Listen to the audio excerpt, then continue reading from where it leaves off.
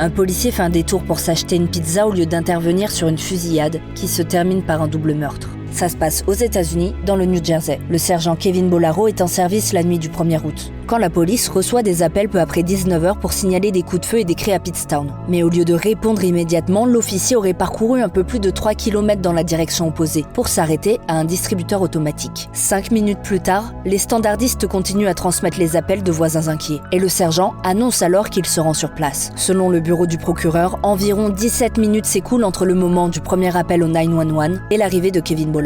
Après avoir passé 4 à 6 minutes sur place sans avoir activé sa caméra piéton, il aurait déclaré aux centrales n'avoir rien entendu sur les lieux et indiqué se lancer dans une patrouille. Il devait se rendre là où le deuxième appel avait été passé, mais problème, il ne s'y serait jamais rendu en réalité. Dans son rapport d'enquête, l'officier a déclaré qu'il surveillait la zone, mais il serait en fait allé dans une pizzeria où il serait resté près d'1 heure d'après les données GPS de son véhicule et les images de caméras de vidéosurveillance. Pendant ce temps-là, 2 personnes, un couple, ont perdu la vie. Lauren Semanchik, 33 ans, et Tyler Webb, 29 ans. Elles ont été abattues au domicile de la jeune femme par son ex-petit ami, le lieutenant Ricardo Santos, qui était agent de police de l'État du New Jersey. Les corps des 2 victimes n'ont été retrouvés que le lendemain, à 183 mètres de là où avait été passé le premier coup de fil d'alerte. Le meurtrier s'est quant à lui suicidé. Il a été découvert mort dans son véhicule à 1 heure de route de la fusillade. L'agent Kevin Bolaro doit comparaître devant le tribunal le 5 novembre pour mauvaise conduite et falsification de documents. Il risque de 5 à 10 ans de prison et une amende pouvant atteindre $150 000.